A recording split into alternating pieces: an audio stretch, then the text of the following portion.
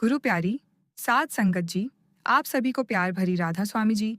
आज जो हम आपको साखी सुनाने जा रहे हैं, वह साखी कह लें या हम एक इतिहास कह लें, वो है सरदार भगत सिंह के ऊपर, जिसने हमारे देश को आज़ाद करवाया है। हमारे ऊपर ब्रिटिश सरकार का राज था, यानी अंग्रेजों का राज था हमारे हिंदुस्तान के ऊपर। 200 साल वो राज करके गए हैं और उन्होंने बड़े बड़े हमारे जितने भी हुए हैं सबको मरवाया है। जो भी देखते थे, किसी ने भी सर उठाने की कोशिश की है, उनके सामने किसी को नहीं छोड़ा उन्होंने। उनके खिलाफ सरदार भगत सिंह एक महान भारतीय थे, जिन्होंने ब्रिटिश शासन के खिलाफ लड़ाई लड़ी थी और अंग्रेजों को यहाँ से अपने प्राणों की आहुति देकर अपना भारत देश आज़ाद करवाया था। उनके पिता का नाम किशन सिंह जी था और उनकी माता का नाम विद्या कौर था। उनका जन्म 28 सितंबर 1907 में हुआ था। उनके गांव का नाम बंगा था। जिला लालपुर था, जो आज पाकिस्तान में है। सरदार भगत सिंह का छोटा भाई भी था, जिसका नाम राजवीर सिंह था। सरदार भगत सिंह का रिश्ता भी हुआ था और उनकी होने वाली पत्नी का नाम दुर्गा कौर था, जिसने अब भी प्राण त्यागे हैं। 8 साल पहले ही वह इस दुनिया को छोड़कर गई है। उसने आगे कहीं शादी नहीं की करवाई थी। उनका कहना यह था कि वह सदा जिंदा है और मैं अपनी शादी और किसी से नहीं करवाऊंगी। सरदार भगत सिंह के साथ 2 औरों ने भी फांसी के तख्ते पर वह भी लटके थे, जिनका नाम था सुखदेव, और राजगुरु को भी फांसी दी गई थी। 23 मार्च सन 1931 की रात थी, जब उनको समय से 12 घंटे पहले फांसी दे दी गई थी। होनी थी 24 मार्च सुबह 7 बजे और शाम 31 मार्च को 23 मार्च सन 1931 की रात को 5:15 बजे 7:43 पर उनको फांसी के फंदे पर लटका दिया था।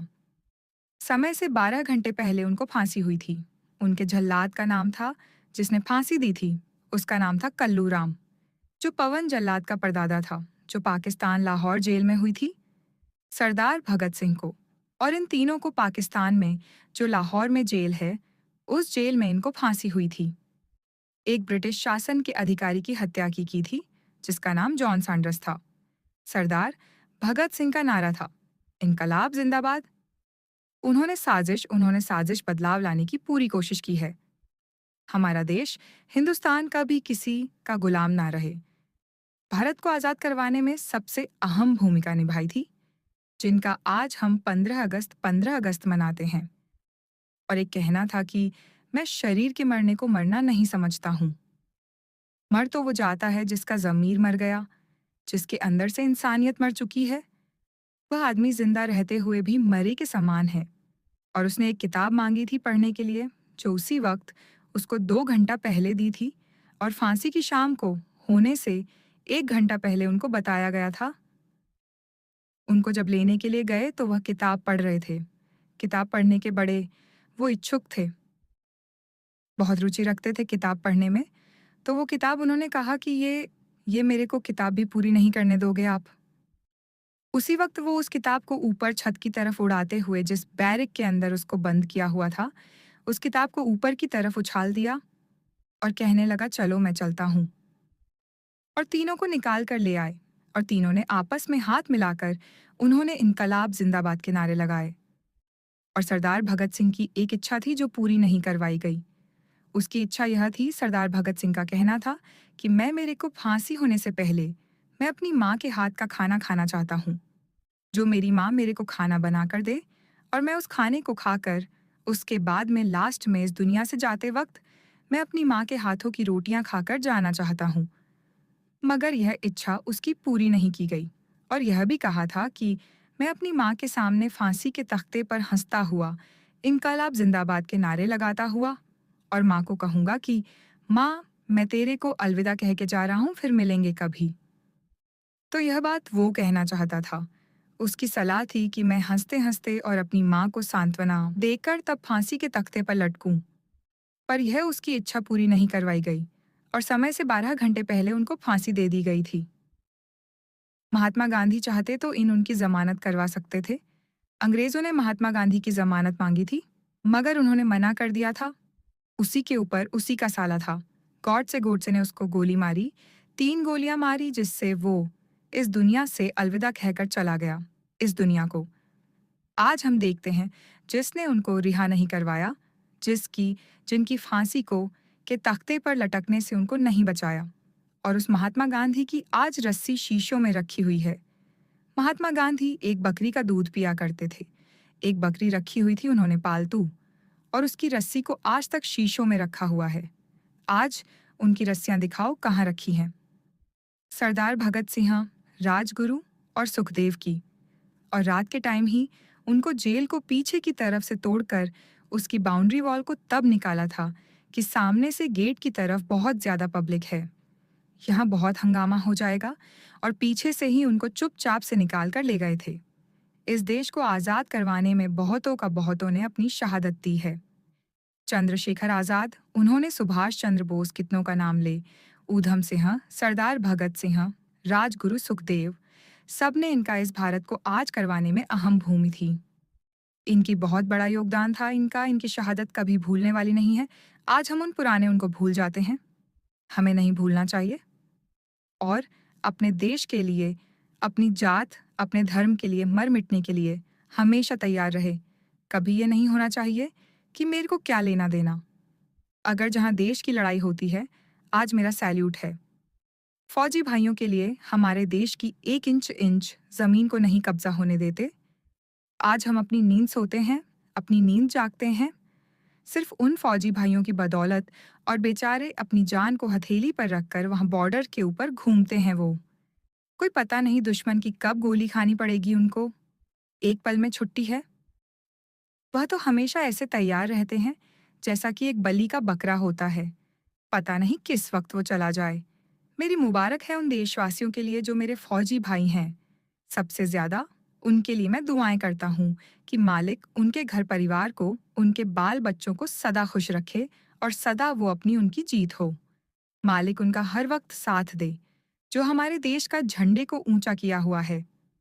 अपने देश के झंडे के ऊपर वो मर मिटते हैं, अपने देश के झंडे को झुकने नहीं देते हैं। आज हमारे देश की सेना के बदौलत हम यहाँ आराम से हैं, बड़ी खुशी से घूम रहे हैं। उन्हीं के बदौलत हम आज़ादी है। हमारे हमको अगर वह फौजी भाई अगर अपने घर परिवार वालों का, जैसे हमारा मुंह प्यारा होता है, किसका नहीं होता। और जिन परिवारों के बच्चे, जिनको कुछ ही दिन पहले या 1 घंटा पहले 10 मिनट पहले बात हुई होती है, और 10 मिनट बाद में उसकी उनके घर खबर चली जाती है कि ऐसे ऐसे झगड़े में वह शहीद हो गया, उसको हम नहीं बचा पाए। अब किसी के घर किसी का जवान बच्चा जाता है, उसके दिल से पूछिए, जिसका एक ही बच्चा हो और वो फौज में है, फौज की नौकरी में है, और वहां जाकर वो जम्मू कश्मीर के वहां दूसरे की दुश्मन की गोली से शहीद हो गया। उनके घर परिवार वालों के ऊपर क्या गुजरती होगी। यह फर्ज हमारा भी बनता है कि हम जितना हो सके अपने देश का, अपने देश के उन फौजी भाइयों का मनोबल बढ़ाएं, उनके लिए दुआएं करें कि मालिक आपको सदा बनाए रखे, दुश्मन आपकी तरफ आंख उठाकर ना देखें। जो हमारे भारत के नौजवान हैं फौजी भाई, ईंट का जवाब पत्थर देते हैं। ऑपरेशन सिंदूर नाम रखा था जिन्होंने, हमारे हिंदुस्तान के 26 उन गरीब, उनको बेविचारों को कोई दिमाग में यह नहीं थी कि हम अभी जाने वाले हैं। जो सैर करने गए हुए थे, जो घूमने के लिए गए हुए थे, अपने परिवार के साथ, अपनी फैमिली के साथ, और 1 मिनट, एक पल में उनका वह हंसी खुशी का सारा मातम में बदल दिया। और उसका बदला फिर हमारी जिन जिन बहनों के माथे पर सिंदूर मिटाया था। उन्होंने, हमारे हिंदुस्तान की 2 बहनों ने ही उनके कितनी औरतों के माथे का सिंदूर मिटा दिया है। कितनी बड़ी बात है ये। हमारे देश विदेशों में हमारी सराहना है कि हिंदुस्तान की तो फौजी लड़कियां हैं ना, जो वह भी किसी को हाथ देने वाली नहीं है। आदमियों की तो बात ही मत करें, उनका भी सामना नहीं कर सकते, वह भी ऐसे एयर ट्रैक करते हैं। क्या कहना है उनका। और हमारे देश का जो प्राइम मिनिस्टर है, मोदी जी, उनको भी हमारा नमन है, सैल्यूट है। 15 अगस्त की मुबारकबाद है उनको कि हमारे देश को एकजुट होकर, एक मन होकर सबको जोड़कर रखते हैं। वो कभी किसी से कोई पक्षपात नहीं करते हैं। हर एक धर्म को मानते हैं, हर एक धर्म की इज्जत मान करते हैं। वह कभी किसी का पक्षपात नहीं करते, कभी के साथ किसी के साथ बैर विरोध नहीं रखते। और यह उनका कहना है कि मोदी पहले छेड़ता नहीं, जो पहल करता है उसको फिर वो छोड़ता नहीं। जिस नाम से भी हम मालिक को याद करते हैं, मालिक उसी नाम से उसको जोड़ लेता है। जैसे खेत में हम बीज डालने के लिए जाते हैं, तो ये नहीं कि हम सारे का ऊपर को मुंह करके आते हैं। कई बार हम पहले बीज डाल देते हैं, ऊपर से हल्की-हल्की जुताई लगा देते हैं, बाजरा बुवाई करते हैं या कोई बुवाई करता है। ऐसे उसमें बीज उल्टा भी गिरता है, सीधा भी गिरता है, मौदा भी, सीधा भी सब तरह के, मगर उगता सब है। धरती में बीज कैसा भी गिर जाओ, उल्टा गिरे, सीधा गिरे, किसी भी बल गिर जाओ, उसने उगना है। इसी तरीके से मालिक का नाम किसी भी तरीके से लिया हुआ मालिक उस जीव के ऊपर खुश होता है और उसको वही प्यारा है और उसी को हम भूले हुए हैं। सब कुछ अपना एक राम पर आया, उसी को हमने पराया बनाया हुआ दूसरा समझा हुआ है और सारी चीज को हम कहते हैं यह मेरी है, यह मेरी है। मैं पूरी जिंदगी करते रहते हैं, यह मैं एक दिन चली जाती है, खाक की ढेरी में बदल जाती है। तो हमें भी चाहिए इस साखी द्वारा अपनी सोच को बदले, अपने व्यवहार को बदले, हमेशा अपने देश के लिए, अपने बड़ों बुजुर्गों के लिए, अपने धर्म के लिए, चाहे हमने अपने प्राणों की आहुति देनी पड़े, कोई दिक्कत नहीं है। हम 100 साल की जिंदगी जीना कोई बड़ी बात नहीं है। अगर हम इज्जत से 10 साल अगर चले गए और दुनिया हमको सदा सदा तक याद रखे, वो जिंदा रहता है। इसीलिए तो उन संत महात्माओं ने कहा है कि हम शरीर के मरने को मरना नहीं समझते। जिस मरा वो होता है जिसका जमीर मर गया हो, जिसका ईमान मर गया हो। वह जिंदा भी मरे के बराबर होता है। मरे से भी फालतू है वह उसका जिंदा रहना ही जिसको कोई समझता ही नहीं है। तो अपनी कौम के लिए, अपने देश के लिए, अपने धर्म के लिए हमें जरूर अपने हक के ऊपर खड़ा रहना चाहिए, अड़िग रहना चाहिए। जी चाहे जो हमारे साथ हो जाए, उसी को मालिक का हुक्म, मालिक का भाड़ा मानकर शुक्र शुक्र करें। जब हम उसके हुक्म में भाड़े में रहेंगे, मालिक हमारे कभी आपस में लड़ाई झगड़ा नहीं होने देगा, कभी मनमुटाव नहीं होने देगा, हम सबको एक जगह मेल मिलाप से रखेगा। यह ताकत उस मालिक के अंदर है, उस शब्द के अंदर है। तो मैं ज्यादा आगे ना जाता हुआ इस साखी को यही विराम देता हूँ।